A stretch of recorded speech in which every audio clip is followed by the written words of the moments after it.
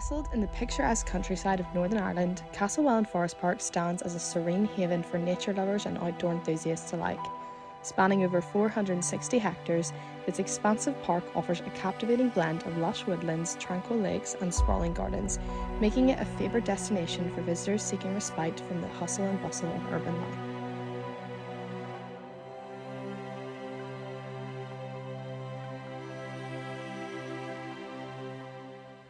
At the heart of Castlewellan Forest Park lies the enchanting Castlewellan Castle, a striking Victorian mansion surrounded by the immaculately landscaped gardens. Originally built in the 1850s for the Annesley family, the castle now serves as a residential activity centre and a conference venue, adding a touch of historical charm to the park's ambience. One of the park's most notable features is its vast network of scenic walking and cycling trails, catering to individuals of all ages and fitness levels. From leisurely strolls along the tranquil shores of Castlewellan Lake to challenging hikes through the dense woodlands, there's an adventure waiting every visitor. The exhilarating thrill of exploring the park's diverse terrain, punctuated by cascading waterfalls and panoramic vistas, offers a rejuvenating escape into nature's embrace. We were then joined by Andrew, the previous owner of the castle, to find out a little bit more about this beautiful location. Could you tell us a little bit about the history of the Castlewellan Castle? Yeah, it was built in 1856 by William Richard Annesley, and took about 3.5 years to build. It cost £18,500. Lovely building, lovely setting, overlooking the lake in Castlewellan and on through to the Mourne Mountains. So lovely place to live and work. The building itself is made out of Mourne granite, and that caused a problem basically for the architect at the time, because Mourne granite is the second hardest granite in the world. Oh, it would be quite difficult. Absolutely, and the story is that the architect, who is William Burns, had to go back to Scotland penniless because he didn't make any money on that project.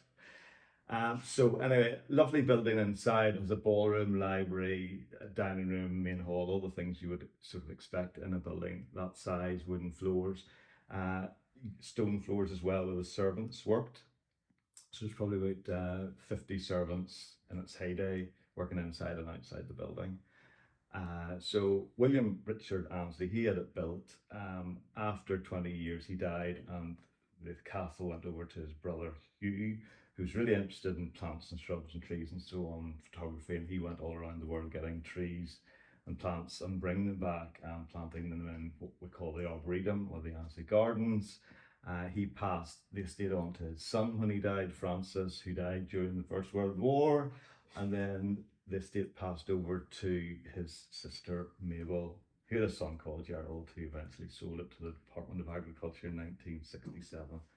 So quite a lot in there. So I remember actually visiting Castlewellan when I was a kid, and I just had no idea. Like, I think we went in and we were all dressed up in like Victorian wear. We did like a Victorian day.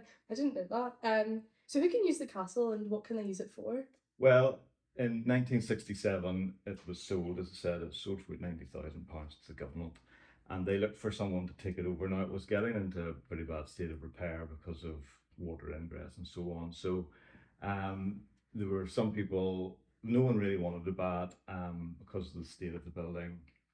There was an American who was interested, but they didn't want that because they wanted it to sort of stay within Northern Ireland and the people here. So in 1974, an organisation called Centre Ministries took it over, released it off the government. It's a Christian conference centre now. So you have young people come from churches, family groups come from churches, and they'll come and they'll study the Bible together, they'll worship together, they'll pray together, and enjoy the beauty of the creation, just the beauty of the forest park around them. And what else does Castlewellan have to offer on the estate? Well, there's so much, Fiona, so much. I mean, you've got the maze. Have you ever done that? Oh, we did it. We solved it. It took us, honestly, the first time I did it took me about 3 hours. Okay. And then the second time when I went on with the rest of our team, it took me literally about 5 minutes because I just started running through it aimlessly. That's what you do. Like running probably through the hedges, which you're not supposed to do, but that's where we were going mad. Well, it was all to do in those days with the peace process, okay? So in 1998, you had the Good Friday Agreement, and out of that came the idea of having a peace maze. So a lady by the name of Beverly Lear, and she was the creator of it, with the input from about 4,000 children from Northern Ireland who all drew mazes in school, and she took their ideas and made it into what it is today. And the whole idea behind it is that you move from one side to the other. You basically move from front to the back in order to get to the middle. Okay, you were there, and you probably, if you didn't go through the maze, you could have got to the middle by a bridge, and you get disabled people who can do that, or older people who don't want to get lost as you did, or leaders of groups of children who just want to be able to start directing them and so on. So the idea is that you move from the front to the other side in order to get to the middle, and that's the whole thing to do with the peace process of moving and understanding what other people, what their thoughts are and things, and what they understand things to be in order to be able to move to the middle. It was made out of yew trees, or there's about 6,000 of them. And another idea behind it was, as they grew up, they would cut them at a particular level, so you would actually see people over the, into the next part of the maze. So you would talk to them and say, look, how did you get there? So there would be this dialogue and conversation again. In order to have peace, you need to talk to other people. So I think that's the message of the maze. My son, actually, you're saying it took 3 hours. He was watching it being built and created when he was about 11. So when it came to the day that they opened it, he was actually probably the first one to get there. He'd already studied the whole thing and wanted to get through. Totally. Oh, that's honestly such a lovely message. Is there any underrated things in Castlewellan that you'd recommend for people to do? Well, there's loads of other things to do. You've got a very large lake there, so there's people fishing it. It's probably the best stocked fishing lake, as in for brown trout, rainbow trout, in Northern Ireland. You've got biking, mountain biking right at Forest Park, orienteering.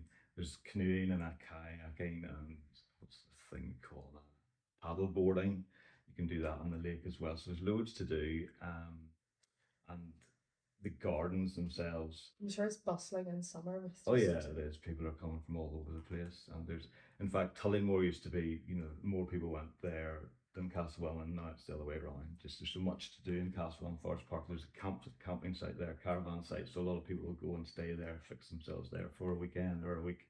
So much to do for the family. Lovely part of the world. So what's your personal favourite thing that you could do in Castlewellan, or even the Castlewellan area sort of surrounding it?